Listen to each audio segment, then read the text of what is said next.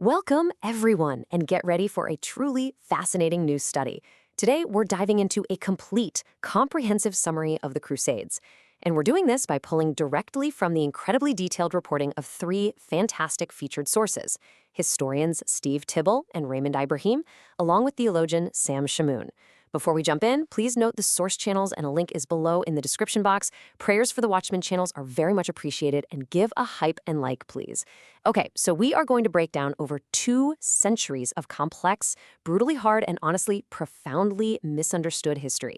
Modern perspectives so often just oversimplify this massive, sprawling conflict.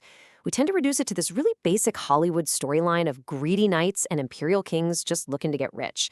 But as our featured sources reveal, the truth is a totally different, incredibly gritty narrative. We're talking about severe global climate change, absolutely desperate military logistics, and deep, profound theological divides that completely shaped the medieval world. It's a lot to unpack, so let's get right into it. To make sense of all this, our agenda today is split into 6 key areas, acting almost like a prism to break down the history. We're starting with the systemic roots of the Crusades, then looking at the First Crusade's massive success.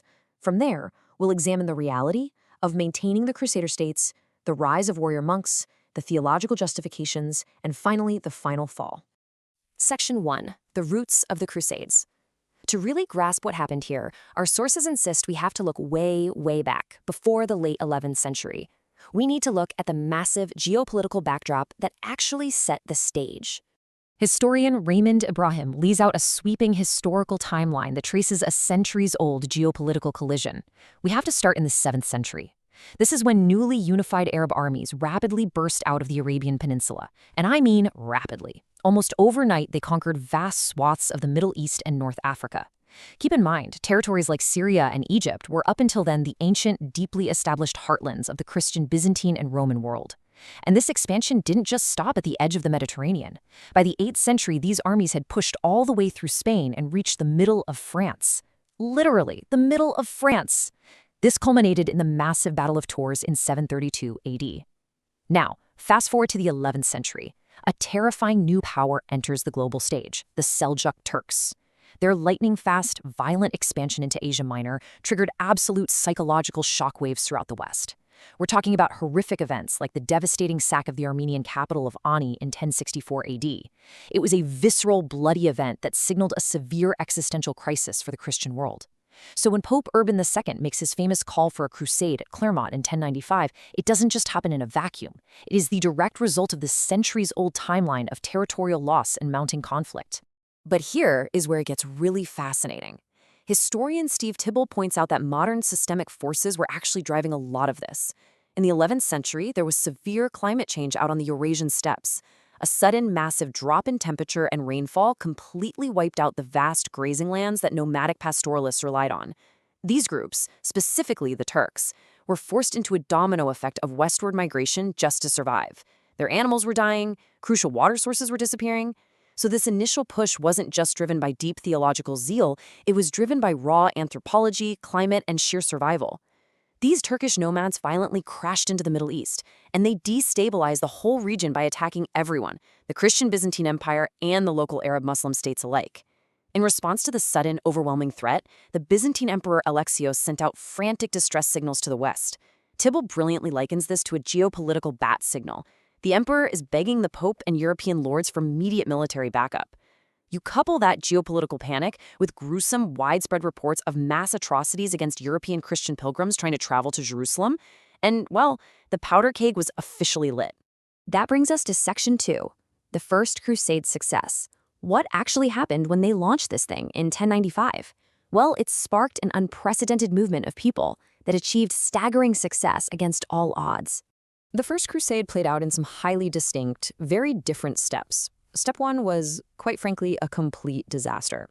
Caught up in this wild millennial religious fervor, unorganized mobs known as the Peasants' Crusade just set off first. They had no logistics, no food, no military discipline. Tragically, they ended up massacring innocent Jewish communities in the Rhineland, actions that, by the way, were explicitly condemned by church authorities at the time. Eventually, this peasant mob was completely wiped out the second they reached Asia Minor. Step 2, however, was the arrival of the actual organized professional noble armies. Now, scratch the idea that these guys were just looking for a quick fortune. To finance the agonizingly slow, complicated logistics of moving a medieval army across Europe and the Mediterranean, these nobles essentially bankrupted themselves. They sold ancestral lands, they mortgaged their family castles, they took on massive, crushing debt just to afford the horses, armor, and supplies needed for the journey. Step 3 is the absolute shocker. Against every tactical probability, they won. Despite unimaginable hardships, facing mass starvation where knights literally had to eat their own precious horses during the harrowing siege of Antioch, and dealing with rampant disease while being massively outnumbered, these professional knights achieved a military miracle. They captured Jerusalem in 1099, establishing a sudden foothold that completely altered world history. To really grasp the mindset of these people, the sources stress that we have to stop viewing the First Crusade purely through our modern lens of colonialism or imperial land grabs. That's just not how they saw it. Medieval Christians fundamentally viewed this as an armed pilgrimage. It was a mass journey, deeply intrinsically tied to the concepts of severe penance and spiritual salvation. They truly believed they were taking on a grueling, unbelievably dangerous physical journey to protect their Eastern brethren and to secure access to the holiest sites in their entire faith, which the Turkish invasions had made impossibly dangerous to visit. To them, this was an act of profound fraternal duty and desperate spiritual devotion. Section 3. Maintaining the Crusader states. Because, as you know, capturing territory is one thing. Holding on to it for 2 centuries is an entirely different nightmare. So the Crusaders established 4 separate states in the Levant, which they collectively called the Outremer, translating roughly to the land beyond the sea. These were highly isolated colonial settlements surrounded on all sides by vastly larger, increasingly unified hostile neighbors. And what's interesting is they actually became this very diverse ethnic melting pot out of pure necessity. The European Franks had to adapt. They intermarried and established really complex trade relationships with local Arab Christians, Armenians, and a very large Muslim minority just to survive day-to-day life. But strategically, they were permanently outnumbered, thousands of miles from home, and operating under the crushing psychological pressure of effectively clinging to the coast by their fingernails. Steve Tibble gives us this fantastic analysis of the strategic realities on the ground, and it totally subverts how we usually think about this geography. Obviously, everyone in Europe wanted Jerusalem because of its massive religious symbolism. But strategically speaking, Jerusalem was actually a huge liability. Think about it. It was entirely landlocked, incredibly vulnerable to siege, had terrible water supplies, and it sat far away from the major trade routes. Saladin, the great Muslim commander, knew this. He was often perfectly happy to let the Crusaders tie up their precious, limited manpower defending this symbolic honeypot of Jerusalem. On the flip side, the coastal city of Acre was the true beating heart of the Outremer. Acre was this heavily defended maritime logistical hub. It was absolutely essential because it allowed for the crucial influx of Italian trade ships, steady European reinforcements, and the vital supplies that literally kept the Crusader states alive. The ultimate, unending nightmare for the Outremer was a chronic, severe lack of permanent European manpower. Remember how the First Crusade was viewed fundamentally as a pilgrimage? Well, that meant once the surviving knights finally prayed at the Holy Sepulchre, a vast majority of them just packed up their armor and went home to Europe. Their pilgrimage was done. This left a shockingly tiny permanent garrison to defend an entire hostile frontier.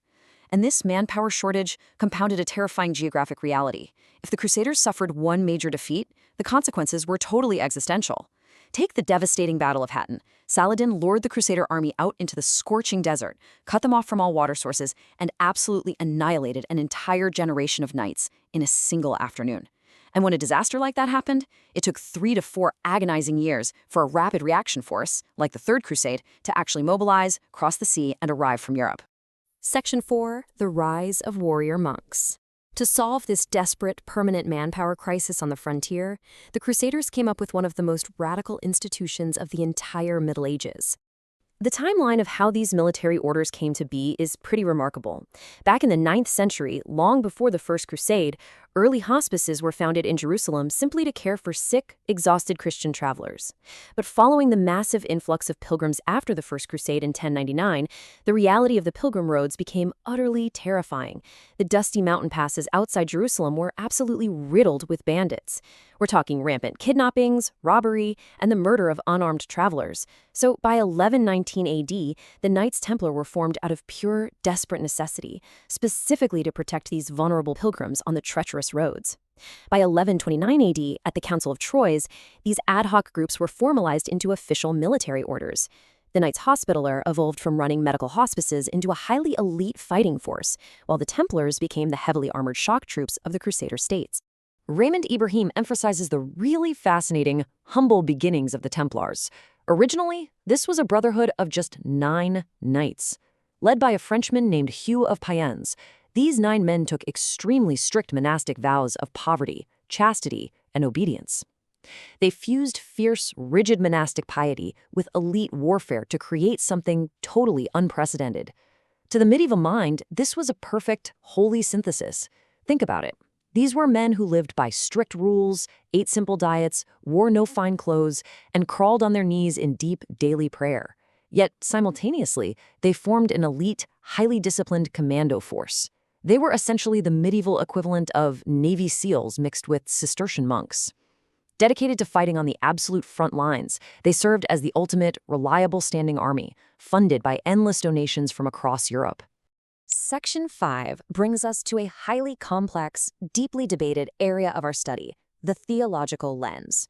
How did medieval Christians, and how do modern apologists, justify the very concept of holy war?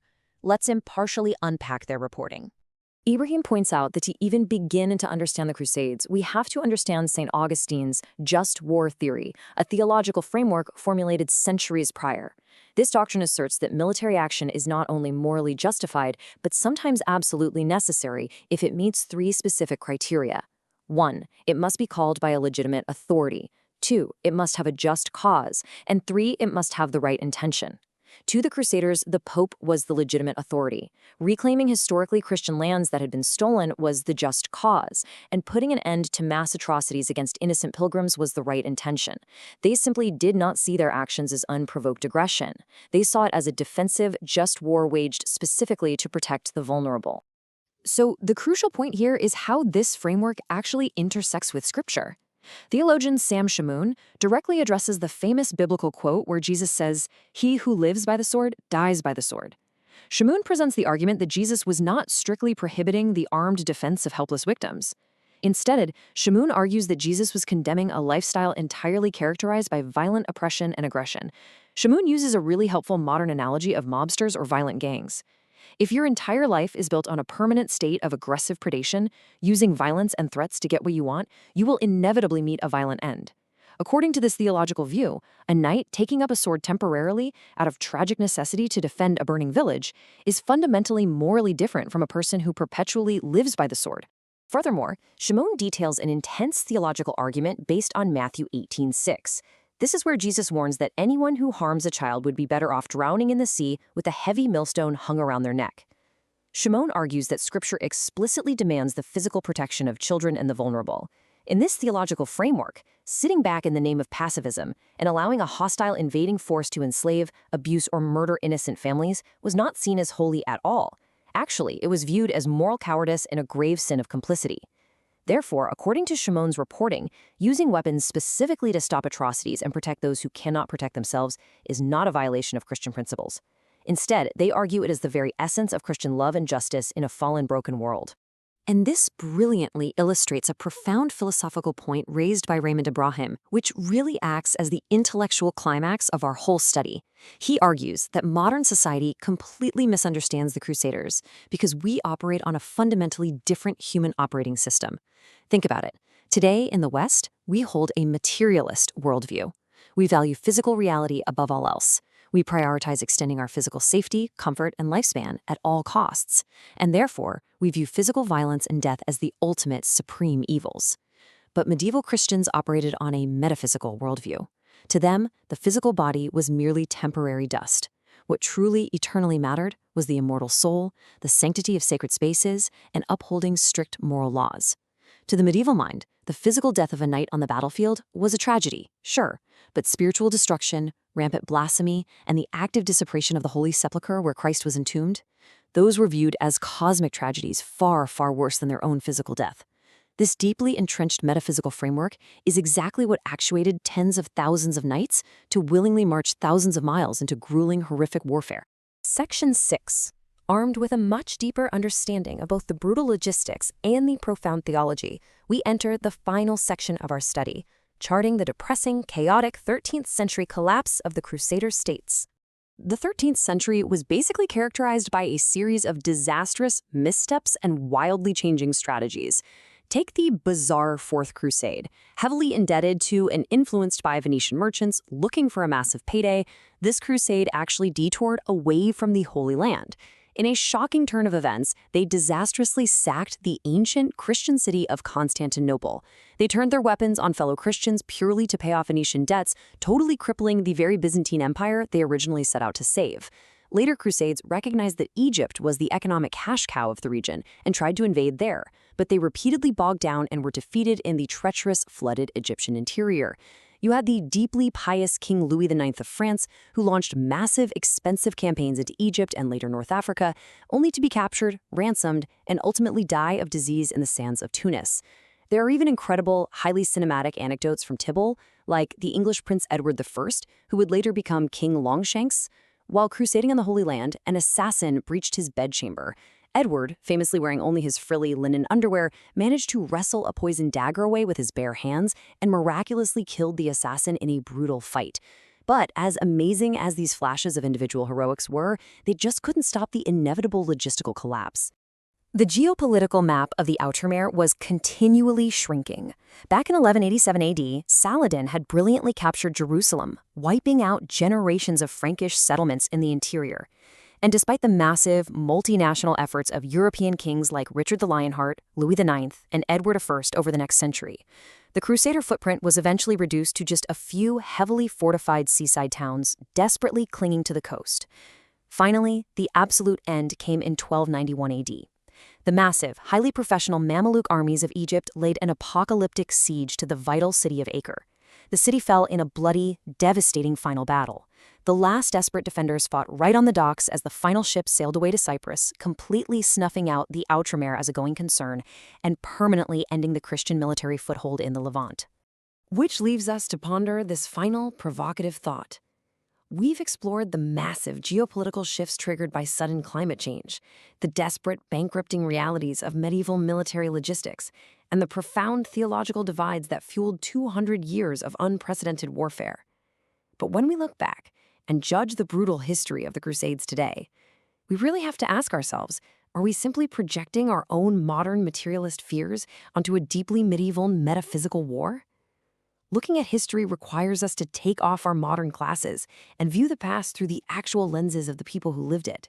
It is a highly complex intersection of climate, desperate faith, and raw survival. Thank you so much for joining this comprehensive study. I highly invite you to explore the reporting of the historians and theologians linked below to dive even deeper into this incredible period of history.